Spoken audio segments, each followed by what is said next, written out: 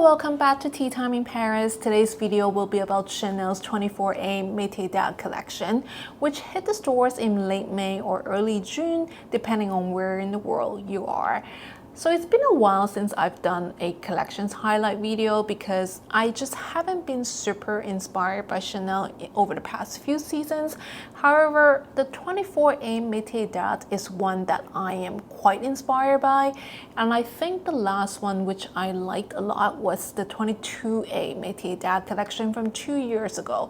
I usually like the Metiersdart collections because they incorporate many exquisite handcrafted pieces from their ateliers like the Maison Lesage, which makes their tweed, Maison Montex, which is the embroiderer for Chanel, and Maison Numérier, which does the featherwork and flower appliques.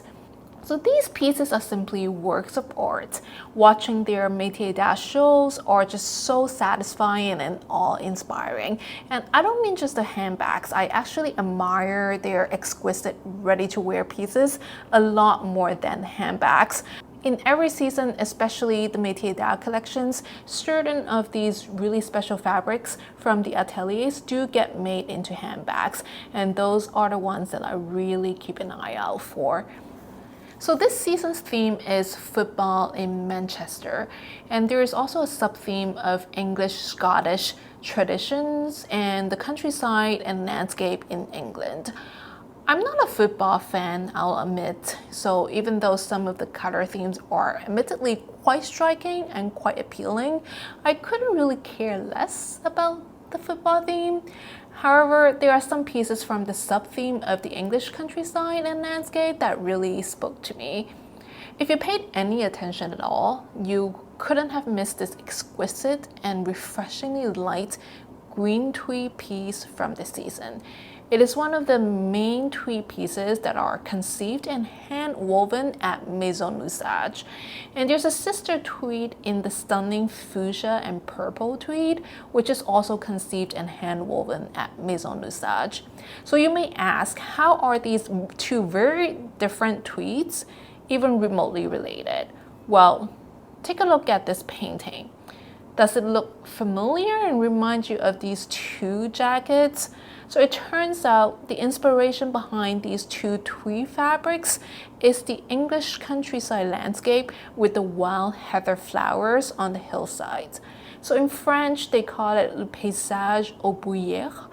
And the green is reminiscent of the grass, and the pink tweed is meant to represent the wild heather flowers that blossom all over the green grass. So isn't this just romantic, dreamy, and just simply beautiful? They did not make the green tweed in handbags, unfortunately, this season. And honestly, maybe it wouldn't look super great in a handbag because of the relatively loose threads of this particular tweed. So if you love this tweed and don't want to dish out 15,000 for a coat, maybe you can consider the camellia flower, which was made from this same tweed. They also made a hat out of this tweed, but it's probably not as wearable as the camellia flower.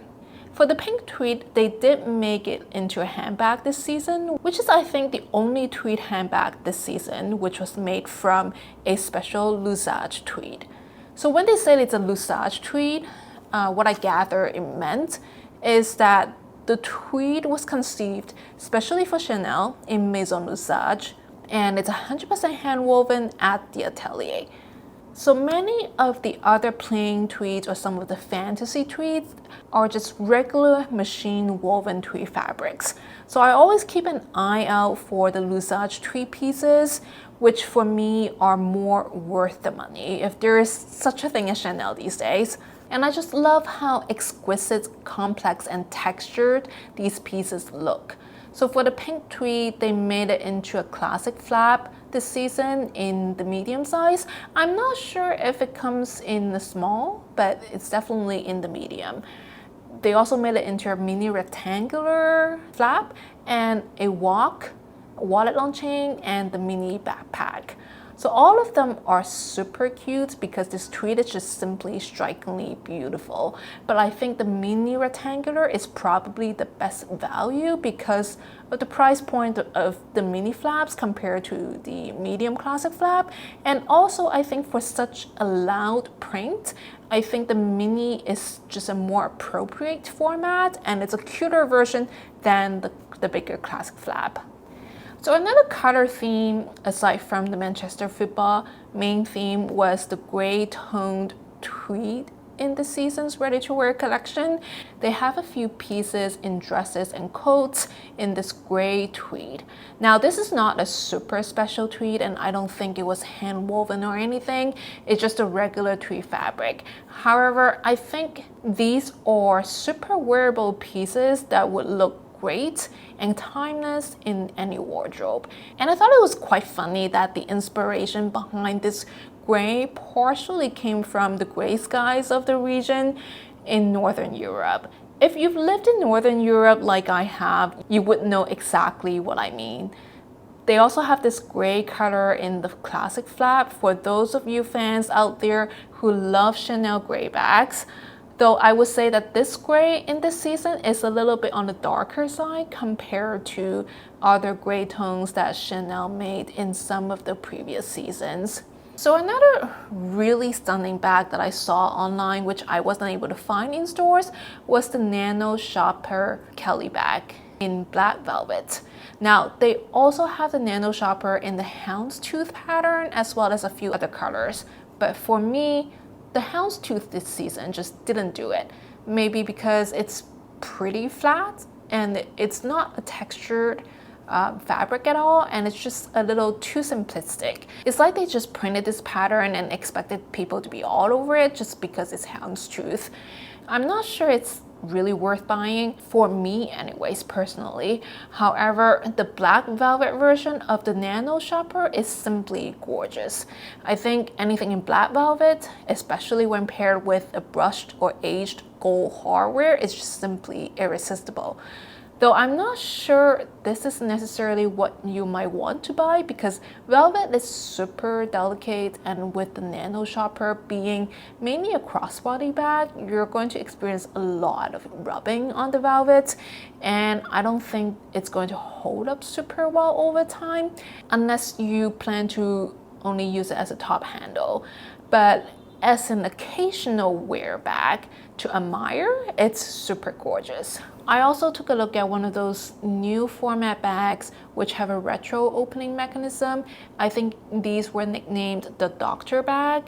I have to admit that these bags do look a lot better in person. The leather also feels much softer than they appear to be on pictures. On pictures, they kind of look like toy bags, to be honest. And the shiny lambskin actually looks quite plastic on pictures, but it did feel very smooth and soft in person. The green is super vibrant and looks amazing set against the grass green tweed jacket, though I'm not sure I would like it as much on its own without the jacket. The mechanism actually opens quite smoothly, and if they were priced at a lower price point, I would be open to trying them. These are 6,000 to 7,000 bags, and at this price point, it would take a lot more convincing for me to pick up one of these bags. Since a few seasons ago, Chanel started making a lot of these clutch on chains or phone holders on chain. Many of these are actually big enough to hold a phone. They are sized just big enough to hold most phones and maybe a lipstick or keys, but not much else. They're priced just slightly above the woks at mid 3,000s, mid to high 3,000s. So I see them as an alternative to the wok. I know that many people are a fan of the wok, and it is a Chanel classic because the woks are actually the only SLG item that comes with the Chanel et Moi 5-year warranty, which is usually only available to handbags.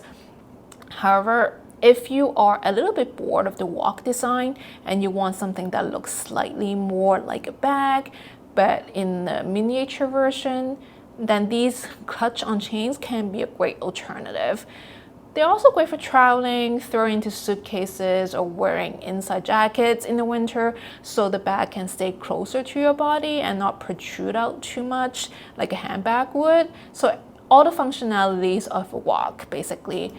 I also tried on this clutch with chain, which was at a higher price point than the other clutch on chains, probably because it's a little bit bigger. This one looks gorgeous, and I think it would be a great bag to pack for travel given how lightweight it is. It's also not as small as the other clutch on chains, so you can fit a bit more items in it. However, it's priced at $4,200, which I find to be a bit outrageous. The bag felt pretty simple to construct, and it also feels pretty flimsy, to be honest. I'm sure it's super easy to replicate this bag. I'm sure you'll be seeing tons of fake ones out there in the markets, and you probably wouldn't even be able to tell the difference at all, even in person. So at these price points, I would rather buy something that actually requires some real craftsmanship. That's why I like the Lesage Tweed pieces so much. They're just harder to fake, and I feel like I'm actually paying for an object of art that took time to develop by artisans the old-fashioned way. For the shoes, this season, they came out with these wool Mary Janes with metal ornaments on the straps. I have to say that they look amazing, but maybe too much for a pair of shoes. I'm not sure how the wool will hold up on a pair of shoes, and I am assuming that there's nothing much you can do when they start getting dirty or getting snagged. So as beautiful as these shoes are, I'm not sure they're meant for wearing. And with the price tag close to $2,000, I think these are really not very wearable shoes. There are also some black sling bags and ballerinas that are quite special this season, and the price points aren't super bad given that they are not the regular black designs. So they might be great purchases if you're looking for a pair of black sling bags or ballerinas. The blue and beige ballerinas that I saw are great colors, but on close examination, I'm not sure I like the zigzag pattern, but it's definitely something different.